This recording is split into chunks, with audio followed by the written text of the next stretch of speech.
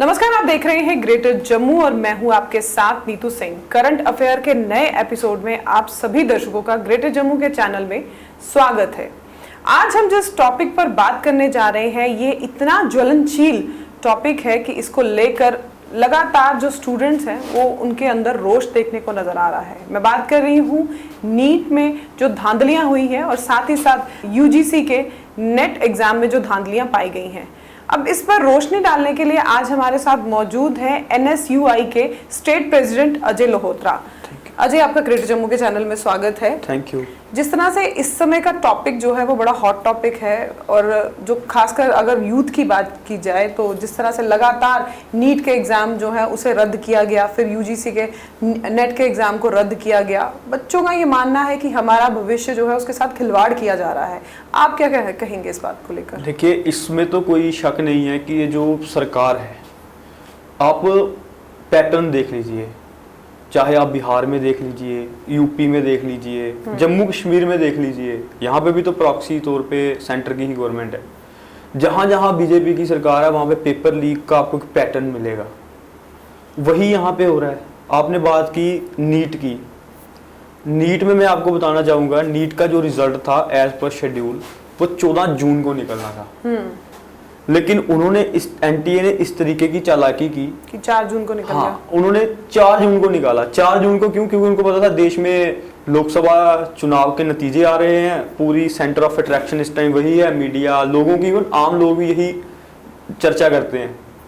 तो उसको लेके इन्होंने 4 जून को आनन फानन में रिजल्ट निकाल दिया।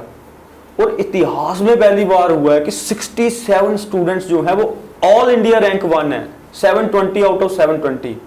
और 1523 स्टूडेंट ऐसे हैं जिनको इन्होंने विदाउट एनी स्पेसिफिकेशन इन्होंने उनको ग्रेस मार्किंग दे दी। जब उसके लिए एनटीए को पूछा जाता है कि आपने ये ग्रेस मार्किंग किस बेस पे दी है, इसका कोई रीजन होगा, they don't have any clear justification for that.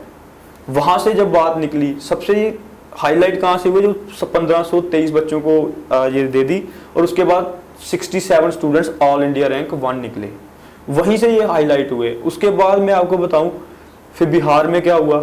Bihar में कुछ लोग पकड़े गए और उसके बाद स्टूडेंट्स पकड़े गए। स्टूडेंट्स ने इकबाल कर लिया अपना जुर्म की हमने पेपर खरीदा, 30-32 लाख में खरीदा। एफआईआर हुई। गुजरात में एक सेंटर था, वहाँ पे तो मुन्ना भाई एमबीबीएस जो फिल्म में देखा वैसा हुआ कि वहाँ पे डॉक्टर या जो सीनियर थे उन लोगों ने बैठ के बच्चों की जगह पेपर लिखा। ये सब एफआईआर में है।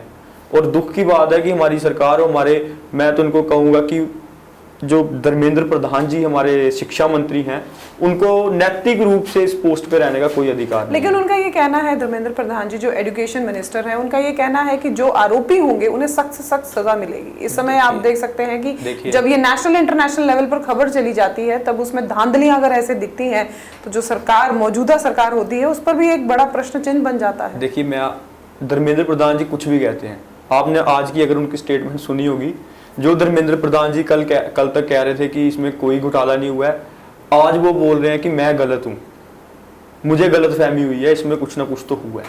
एक बार। और जब आप सजा की बात करते हैं, मैं वकील हूं, मैं आपको बताऊं कि हमारे यहाँ पे एक लीगल मैगजीन होता है जिसका इंग्लिश में मैं आपको बताऊंगा कि वन कैन नॉट बी जज इन इट्स ओन कॉज। ठीक है, अपने ही केस में कोई जज नहीं बन सकता। एनटीए के जो अधिकारी उसमें क्वेश्चन मार्क में है, वही उस इन्वेस्टिगेशन टीम में इन्वेस्टिगेशन कर रहे हैं। तो ये कैसे आप इसमें करेंगे कि सजा होगी? मान लो अगर वही अधिकारी उसमें लिखते हैं तो क्या वो खुद को सजा देंगे? तो मजाक हो रहा है। देखिए, इसमें हमारी मांग ये है कि सुप्रीम कोर्ट के जजेस की निगरानी में हाई लेवल सीबीआई इंक्वायरी हो और इसमें जो भी दोषी हैं, एनटीए से लेके स्टूडेंट्स तक, उन सब के ऊपर कार्रवाई होनी चाहिए। और इसका हल ये है, उन 24 लाख छात्र जिनका भविष्य इसमें लगा हुआ है दांव में, उनके लिए भविष्य सिर्फ इतना है कि पेपर नीट का जो है वो रिकंडक्ट करवाया जाए। दूध का दूध और पानी का पानी हो जाएगा। अगर वो 67 स्टूडेंट्स सच में उस काबिल थे, तो वो फिर से AIR टॉपर हो जाएंगे। लेकिन जहां देखा गया कि नीट के एग्जाम को रद्द किया गया, धांधलियां भी इसमें घोषित हो गई कि इसमें धांधलियां भी हुई है, लेकिन फिर भी उसके बाद कंडक्ट क्यों नहीं किया जा रहा नीट के एग्जाम को? देखिए, ये सरकार ऐसी है ना, मैं आपको वही तो बता रहा हूँ, इनका क्रोनोलॉजी, इन्होंने एक वर्ड दिया, क्रोनोलॉजी समझिए। किसान आंदोलन हुआ, सारी मंत्रियों की फौज, हर जगह लोकल लीडर से लेके इंटरनेशनल लीडरों तक सब यही बोल रहे थे कि ये बहुत ही बढ़िया कानून है, ये जो 3 कानून है ये बहुत बढ़िया है। उन किसानों को जिनके लिए वो कानून बने थे उनको पसंद नहीं थे, लेकिन सरकार बोली थी नहीं आपको नहीं पता, लेकिन ये आपके लिए बहुत बेनिफिशियल है। बाद में यही सरकार पलट गई।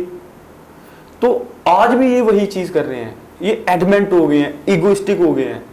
जब गलती करना एक चीज है, लेकिन गलती मान लेनी चाहिए, क्योंकि वो आपको छोटा या बड़ा नहीं करेगी। राजनीति हर चीज नहीं होती। उन 24 लाख स्टूडेंट्स का भविष्य दांव पे है। और नीट एक ऐसा फील्ड है कि जैसे आम घरों के बच्चे होते हैं, माँ बाप सोचते हैं मेरा बच्चा जहाँ इसमें JEE का पेपर होता है, डॉक्टर या इंजीनियर बनेगा, है ना।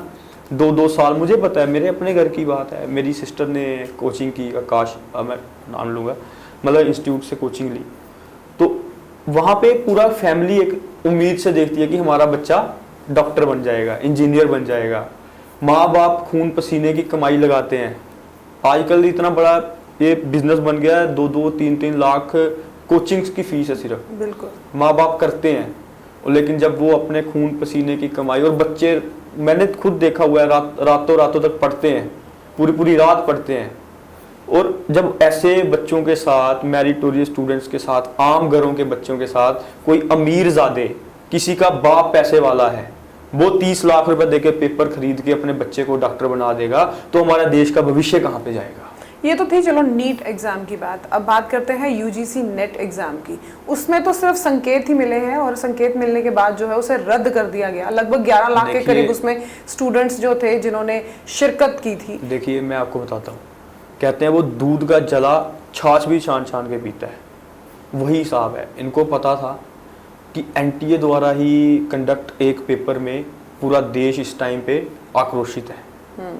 जिस दिन UGC नेट का पेपर हुआ, मैं भी उसका एक एक्सपीरियंस था, मैं यूनिवर्सिटी का स्टूडेंट हूँ, तो मैंने भी उसमें पेपर दिया LLM में, तो UGC नेट लॉ में। तो उसमें जब हम निकले, वहीं पे एक बच्चों में एक चर्चा हो गई थी कि यार ऐसे हो गया वैसे हो गया, मतलब इरेगुलरिटीज और जो बातें निकल रही थी। लेकिन ये तो पेन और पेपर मोड पे हुआ था ना। पेन पेपर मोड में, नीट भी तो पेन पेपर मोड पे हुआ। हाँ, दोनों पेपर्स की अगर बात करें, उसमें तो उससे क्या फर्क पड़ता है? जब आपने पूरा सेंटर खरीद लिया, आपने पेपर 1 दिन पहले ही, 2 दिन पहले ही बच्चों को दे दिया, तो उसमें पेन पेपर मोड में तो फिर वो ज्यादा घातक हो जाता है काम। दूसरा, मैं आपको बता रहा हूँ, बड़े सारे सेंटर्स पे ऐसी ऐसी बातें आई हैं कि फोटो चेंज कर देते हैं रोल नंबर स्लिप पे। मान लो आपका पेपर है, मेरा फोटो लगा के मैं दे के आ रहा हूँ, मतलब इस तरीके की सेटिंग हुई है। और इनको पता था कि UGC नेट में भी बहुत सारे स्टूडेंट्स, लाखों की तादाद में स्टूडेंट अपेयर हुए।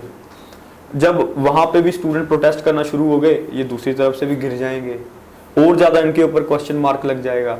इसीलिए इन्होंने, मतलब आज पेपर होता है, बिना किसी के वो किए दूसरे दिन रात को कैंसिल कर देते हैं। तो इसका मतलब इनको खुद भी पता है कि हमारे बनाई हुई जो NTA है वो नकारा है, वो करप्ट है। तो जब आपको खुद पता है तो आप उसको डिसॉल्व क्यों नहीं करते? आप उसकी रीऑर्गेनाइजेशन क्यों नहीं करते? क्योंकि मैं सिर्फ ये कहना चाहता हूँ, सरकारें किसी की भी हों, लेकिन भविष्य देश का है। अगर ऐसे फ्रॉड लोग यूनिवर्सिटियों में प्रोफेसर लग जाएंगे तो वो देश का भविष्य क्या बनाएंगे? वैसे ही अगर नकली डॉक्टर बन जाएंगे तो वो तो डॉक्टर बनने के बाद जिसने 30 लाख रुपए खर्चा किया है सिर्फ सीट खरीदने के लिए, वो तो आगे जाके लोगों की किडनियां बेच के ही पैसा पूरा करेगा ना। अच्छा, बात की जाए अगर धांधलियों की, तो सिर्फ ये केंद्र में बैठी हुई बीजेपी सरकार की वजह टाइम पर ही नहीं हुई है। ये जब कांग्रेस सत्ता में थी तब भी उस टाइम पे बहुत ऐसी धांधलियां देखने को नजर आई है। मैं किसी को जस्टिफाई नहीं कर रहा। कहते हैं कि जहाँ पे 2 बर्तन होते हैं वो टकराते हैं, अच्छे भी लोग होते हैं और बुरे भी लोग होते हैं, चाहे सरकार कांग्रेस की है चाहे बीजेपी की है। लेकिन आप इस चीज़ पे रिसर्च कर लीजिए, 2014 से लेकर 24 तक आज तक और पीछे एक पैटर्न बन चुका है, न्यू नॉर्मल बन चुका है ये पेपर लीक जो है। पहले होता था कहीं इक्का दुक्का कहीं हो गया, ये मतलब छोटा मोटा एग्जाम, कोई 4th क्लास का ये वो, लेकिन ये बड़े एग्जाम जो हैं जिनकी अभी अब तो यहाँ तक स्वर उठने लगे हैं सोशल मीडिया पे कि यूपीएससी की भी वो की जाए, जहां से हमारे देश के सबसे उच्चतम अधिकारी निकलते हैं। तो किस दिशा में जा रहे हैं हम लोग? सरकार मैंने बोला किसी की भी हो, लेकिन देश का भविष्य सबसे सर्वोपरि होना चाहिए। जिस तरह से ये धांधलियां निकली हैं और बच्चे जो हैं वो कहीं ना कहीं अपने आप में एक प्रश्न चिन्ह हो चुके हैं कि क्या आने वाले समय में, क्या जब दोबारा एग्जाम कंडक्ट हो गए, फिलहाल अभी उसको लेकर कोई पुष्टिकरण नहीं हुआ है, लेकिन फिर भी उनके दिमाग में यही चीज़ें कि दोबारा से फिर वो मेहनत करेंगे, फिर एग्जाम देंगे, फिर कहीं वैसी धांधली ना हो, फिर उन्हें रुकना पड़े। तो ये क्या अगर ऐसा ही सफर चलता रहा तो मुझे लगता है कि शायद जो साइकी है उनकी, उस पर गहरा असर भी पड़ेगा। देखिए बहुत सारे स्टूडेंट्स, मैं आपको बता रहा हूँ, हम लोग बात करते हैं ड्रग्स की कि ड्रग्स बहुत फैल रहा है, वो फैलेगा ही। स्टूडेंट्स आज की तारीख में वो, अगर आप देखेंगे सुसाइड रेट कितना बढ़ गया, ये नीट का रिजल्ट के बाद ही देखा आपने कितने स्टूडेंट ने सुसाइड किया। उसके बाद ड्रग्स की तरफ जा रहे हैं, क्यों? क्योंकि वो डिप्रेशन में चले जाते हैं। जब वो एक बच्चा 2 साल रातों की नींद खराब करके वो पढ़ता है, आप मुझे इस बार आप अगर रिजल्ट देखेंगे 615 वाला बच्चा, उसका रैंक लाखों में है। मतलब 1.5 लाख सीट है, और उसमें भी आपको जब अलग अलग कैटेगरीज में भी डिवाइड होंगी, सब जगह होगा, तो बच्चों के रैंक जो है वो 720 में से 600 नंबर लेने वाला बच्चा वो कहीं फॉल नहीं कर रहा। क्यों? क्योंकि इन धांधलियों की वजह से जो पैसे वाले हैं वो पेपर खरीद के वो 720 नंबर ले रहे हैं, जो बच्चे मेहनत कर रहे हैं वो कहीं उनका कुछ बन नहीं रहा। तो ये चीज़ें जो हैं, और ग्रेस मार्किंग जिनको और ज़्यादा, मतलब पेपर भी लो और ग्रेस मार्किंग भी करो। ग्रेस मार्किंग क्या, आपने बाकी स्टूडेंट्स को बहुत, एक जगह मैं सुन रहा था एनटीए की क्लैरिफिकेशन, उन्होंने बोला कि हमें कुछ स्टूडेंट्स ने मेल की कि हमें वहाँ पे टाइम पूरा नहीं मिला। मतलब एक सेंटर से एक स्टूडेंट ने मेल कर दी एनटीए को कि मुझे टाइम नहीं मिला, उन्होंने उसको ग्रेस मार्किंग दे दी। तो हिंदुस्तान में कितने सेंटर्स बने हुए थे? क्या आपने उसकी कोई तहकीकात की? मतलब वो क्वेश्चन मार्क सीधा सीधा लगता है कि they are favouring their favourite students, पैसा जिससे माल लिया है। इसीलिए इसका हल वही है, सबसे पहले तो इमीडिएटली रीट को, जो नीट का एग्जाम है, इसको रिकंडक्ट करवाएं, और उसके बाद इसकी हाई लेवल जांच हो, सुप्रीम कोर्ट के जजेस की निगरानी में सीबीआई इंक्वायरी हो। जब कानून बना दिया संसद में, आपने पिछले सेशन में देखा, लास्ट सेशन में कानून बना था पेपर लीक पे, 1 करोड़ का उसके ऊपर इन्होंने रखा, जुर्माना रखा, जेल रखी बहुत सालों की, लेकिन उसको इम्प्लीमेंट कौन करेगा? क्या सरकार के लिए, अब मैं थोड़ा सा वो कहूँगा कि जैसे बोलते हैं यहाँ पे ऐड भर के कि पापा ने वार रुकवा दी, रशिया और यूक्रेन की वार रुकवा दी, क्या वो पापा अब यहाँ पे नीट का पेपर का लीक होने से नहीं रोक पाए? और हो गया तो क्या बड़ी बात है, पूरे देश में सरकार है, मैक्सिमम स्टेटों में सरकार है, जहाँ गुजरात में, बिहार में, जहाँ पे ये ब्रस्ट हुई है ये चीज़ें, जहाँ से बाहर निकली हैं, क्या वहाँ पे आपके लिए पकड़ना कोई जरूरी नहीं? मंशा चाहिए, क्योंकि इसमें बहुत सारे, मुझे यकीन है कि बहुत सारे लोग ऐसे होंगे जो करीबी होंगे, क्योंकि ये चीज़ें भी वही कर सकता है जो इन्फ्लुएंशियल होता है, जिसका प्रशासन में इन्फ्लुएंस होता है। चलिए आखिरी सवाल आपसे जानती हूँ, जैसे प्रधानमंत्री नरेंद्र मोदी का एक स्लोगन है, पढ़ेगा इंडिया तभी तो बढ़ेगा इंडिया। अब उसके तहत अगर उस बात पर जाएं तो वाकई में एजुकेशन की तरफ बहुत सारे नए जो रिफॉर्म्स हुए हैं वो वाकई में काबिल तारीफ है, लेकिन कहीं ना कहीं जिस तरह से नीट एग्ज़ाम या नेट का एग्ज़ाम, उसमें धांधली जो है वो अपने आप में एक प्रश्न चिन्ह तो बनता ही बनता है, लेकिन जहां स्लोगन है, क्या उस चीज़ को वो जस्टिफाई कर पाएगा? पढ़ेगा इंडिया तभी तो बढ़ेगा इंडिया। स्लोगन्स तो बहुत दिए गए हैं, उस पे ऊपर मैं नहीं जाऊँगा, लेकिन जब आपने कहा पढ़ेगा इंडिया तभी तो बढ़ेगा इंडिया, मुझे बताइए सरकारी कॉलेजों में मैक्सिमम सीटें जो हैं वो अब फाइनेंस करे, सेल्फ फाइनेंस कर दी हैं, प्राइवेट कर दिया एजुकेशन, कैसे पढ़ेगा इंडिया? अपनी राजनीति चमकाने के लिए जम्मू कश्मीर में 30% रिजर्वेशन कर दी, ओपन मेरिट वाला सिर्फ 30% में आ सकता है, कैसे पढ़ेगा इंडिया? मैं आपको पूछना चाहता हूं कि यहाँ पे एक बच्चा, हमारे जम्मू की बात बताऊंगा, एक बच्चा अगर एक सब्जेक्ट में रिपेयर आ जाता है उसको 1560 रुपए की फीस देनी पड़ती है, और उसको फीस जो उसकी सालाना फीसें हैं वो भी मतलब ऐसे लग रहा है कि वो सरकारी कॉलेजों में नहीं प्राइवेट कॉलेजों में पढ़ रहा है। 50-50 हजार 90-90 हजार फीसें हैं। कैसे पढ़ेगा इंडिया?